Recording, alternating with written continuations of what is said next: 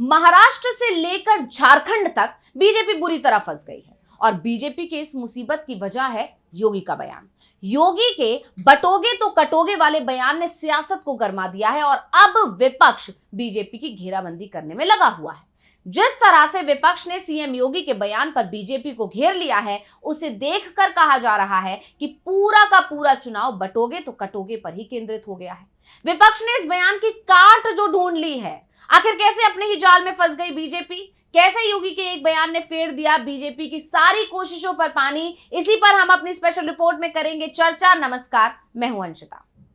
BJP ने सोचा था कि सीएम योगी आदित्यनाथ ने जबरदस्त बयान दिया है, इस बयान से पूरा चुनावी माहौल ही बदल जाएगा। नतीजा, बीजेपी ने योगी के बयान के बड़े बड़े पोस्टर्स छपवाए और हर जगह लगवा दिए।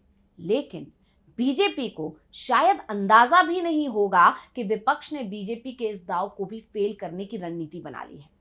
विपक्ष के पास इस दांव की भी काट है और बीजेपी की यही भूल उसे अब भारी पड़ रही है। अब बीजेपी इस बयान से दूरी बना रही है, लेकिन दूरी बनाते बनाते भी कुछ ऐसा कह दिया जिससे फिर विपक्ष ने उसे घेर लिया। अब बीजेपी की हालत ऐसी हो गई है जैसे आसमान से टपके और खजूर में लटके। और अब विपक्ष जमकर बीजेपी के खिलाफ हमला बोल रहा है, यहां तक कि बीजेपी के अपने सहयोगी भी योगी के इस बयान से नाराज नजर आ रहे हैं। उस पर भी आगे बात करेंगे, पहले विपक्ष की बात करते हैं। तो आपको बता दें कि योगी के इस बयान पर कांग्रेस के अध्यक्ष मल्लिकार्जुन खड़गे ने एक बार फिर से निशाना साधा है। क्या बोले हैं खड़गे, पहले सुन लेते हैं। वो आए, कौन एक साधु के बेस में रहते हैं, लेकिन अच्छे पॉलिटिशियंस बन गए हैं, चीफ मिनिस्टर भी बने हैं और उनका गेरुआ कपड़े पहनते हैं और सर पे बाल भी नहीं रखते। तो ऐसे एक नेता है जो बीजेपी ने पैदा किए।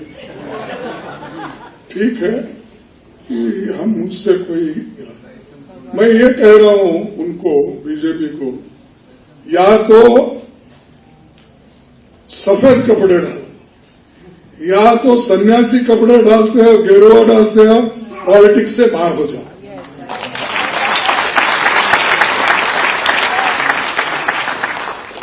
भाई उसकी पवित्रता क्या रही? एक तरफ गेरुआ कपड़े डालते हो, जज साहब आपको पूछ रहा हूं, एक तरफ गेरुआ कपड़े डालते हो, दूसरों को उपदेश करते हो, बटेंगे तो कटेंगे बोलते हो, और ये क्यों डाले? अरे आपका काम तो सबको जोड़ना, सबसे प्रेम से बात करना, सबको एक रखना। वो सब छोड़ के इन्होंने भारत जोड़ने के लिए, जैसा कि राहुल गांधी ने कन्याकुमारी से कश्मीर तक पैदल चला, आराम में बड़े बड़े गाड़ियां लेके घूम रहे और गरीबों की बात करते हैं और लोगों में विष भर रहे हैं, तोड़ने का काम कर रहे हैं। तो इसलिए इनसे होशियार रहना ये जरूरी है। और ये अगर उनको, अगर मैं अपील करता हूं आपसे कि ऐसे लोगों को अगर घर में नहीं बिठाएंगे तो आपको नेक्स्ट मनु जैसी जो भावना है, मनुस्मृति के आ जाएगी, संविधान के जगह मनुस्मृति आ जाएगी और ये उसके महंत बन के बैठेंगे। तो मल्लिकार्जुन खड़गे ने इस बार अपने बयान में सीधे सीधे सीएम योगी को निशाने पर ले लिया। यानी योगी का ये बयान अब बीजेपी के लिए बड़ी मुसीबत बनता जा रहा है और ये बात खुद बीजेपी भी समझ रही है। यही वजह है कि बीजेपी ने इस बयान को बदलकर नया नारा बनाया। यानी बीजेपी इस बयान को साइड करके अपनी छवि को बचाने की कोशिश कर रही थी और उसी के चलते अब बीजेपी के नेता हर मंच से एक हैं तो सेफ है कहते घूम रहे हैं। खुद पीएम मोदी भी मंचों से यही बात दोहरा रहे हैं। पहले पीएम मोदी को सुन लेते हैं। और इसलिए मैं देशवासियों को कहता हूं, समाज को तोड़ने वाली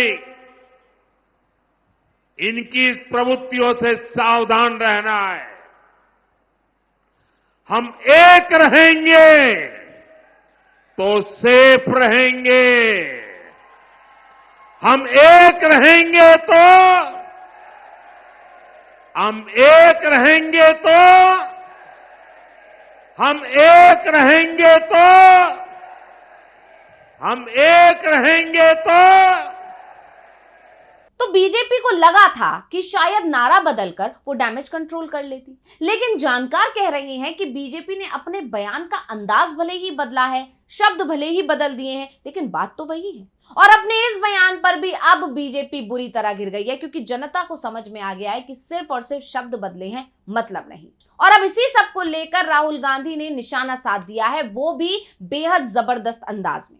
लोकसभा में नेता प्रतिपक्ष राहुल गांधी ने बाकायदा ट्वीट करके मोदी पर निशाना साधा। उन्होंने अपने ट्विटर हैंडल पर एक तस्वीर साझा की है और इस तस्वीर के साथ उन्होंने लिखा है, मन की बात अब जुबान पर। अब ये तस्वीर चर्चा का विषय बन गई है, क्योंकि इस तस्वीर के सहारे से राहुल गांधी ने बड़ा और बेहद गंभीर आरोप लगा दिया है बीजेपी पर।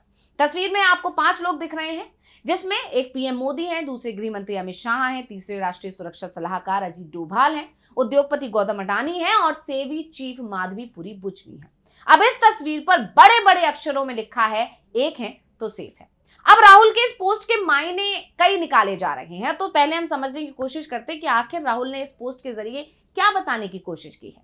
तो दावा किया जा रहा है कि राहुल ने इस तस्वीर के जरिए ये बताया है कि ये सभी के सभी मिलकर देश को बर्बाद कर रहे हैं और एक दूसरे के कारनामों को छुपा रहे हैं। अगर इसमें से कोई भी अलग हुआ तो दूसरों के कच्चे चिट्ठे खोल देगा और शायद इसलिए गौतम अडानी या फिर माधवीपुरी बुच के खिलाफ लगे बड़े आरोप, चाहे वो हिंडनबर्ग का मामला हो या फिर माधवीपुरी बुच पर हुए बड़े खुलासे का, मोदी सरकार हमेशा इनकी जांच से बचती रही है। राहुल गांधी तो यहां तक कह चुके हैं कि पहले हम मोदी पर हमला बोलते थे, लेकिन पीएम मोदी को कुछ नहीं होता था, लेकिन बाद में हमें पता चला कि तोते की जान तो कहीं और है। हमने जैसे ही अडानी पर खुलासे किए, पूरी की पूरी बीजेपी सरकार तिल मिला गई और अब एक रहेंगे तो सेफ रहेंगे के जरिए भी पीएम मोदी ने अपने मित्रों को सुरक्षित करने की यहां कोशिश की है। अब गांधी के बयान से बीजेपी घिर गई है। सिर्फ यही नहीं, इससे पहले मल्लिकार्जुन खड़गे ने योगी के बटोगे तो कटोगे पर जबरदस्त पलटवार करते हुए कहा था कि बांटने वाले भी तुम हो और काटने वाले भी तुम। तो अब यही नहीं, सिर्फ विपक्ष ही नहीं घेर रहा है, बल्कि अपने भी बीजेपी पर हमलावर हो गए हैं इस बयान को लेकर। हेमंत सोरेन ने भी इस पर पलटवार किया। उन्होंने तो बीजेपी नेताओं को गिद्ध ही बता दिया और साफ साफ कहा कि जो ये गिद्ध घूम रहे हैं झारखंड में, इनको आप धनुष बाण उठाइए और मार गिराइए। क्या कुछ बोले थे हेमंत, पहले सुन लेते हैं। अभी तो एकदम यूपी बॉर्डर से हम आए यहाँ पर और वहां का अपना प्रत्याशी को जिताने का सभा करके फिर यहाँ आए, फिर अभी जाएंगे उधर हजारीबाग तरफ और यहाँ हमारा विपक्ष का लोग, पूरा देश का भारतीय जनता पार्टी कमल छाप का लोग आया हुआ है। 50-60 वो हेलीकॉप्टर लेके बैठा हुआ है और गीत कौआ की तरह पूरा राज्य में मंडरा रहा है। आप लोग तैयार करो अपना तीर धनुष और सब चिल कौआ को ऊपर से नीचे गिराओ, फटको सबको। इसके अलावा सीएम योगी के इस बयान को लेकर समाजवादी पार्टी भी हमलावर हो गई है। समाजवादी पार्टी के नेता लगातार सीएम योगी के इस बयान पर हमलावर हैं और इसके अलावा खुद प्रमुख जो है समाजवादी पार्टी के अखिलेश यादव, वो भी निशाना साध रहे हैं। और यही नहीं, समाजवादी पार्टी की तरफ से तो बाकायदा पोस्टर छपवाकर बयान पर पलटवार किया गया है। लगातार एक के बाद एक पोस्टर्स आ रहे हैं, जिसमें से सबसे ज्यादा चर्चा हुई थी कि जुड़ेंगे तो जीतेंगे इस बयान। इन पोस्टर्स ने सभी का ध्यान अपनी तरफ खींचा था और इसके बाद समाजवादी पार्टी की तरफ से एक और नया पोस्टर जारी किया गया, यानी यूपी में उपचुनाव के बीच में पोस्टर वार लगातार जारी है और बीजेपी पर लगातार हमला कर रहा है विपक्ष। इसके अलावा अगर अब बात करें सहयोगियों की, तो सहयोगी भी नाराज नजर आ रहे हैं। खुद एनसीपी अजीत पवार के नेता अजीत पवार ने भी निशाना साध दिया। उन्होंने साफ साफ कह दिया है कि ये सब जो योगी कर रहे हैं या ये सब जो बीजेपी के नेता कर रहे हैं, ये सब महाराष्ट्र में नहीं चलेगा, ये सब अपने ही राज्य में जाके चलाइए, यानी वो इस बयान का समर्थन नहीं करते हैं।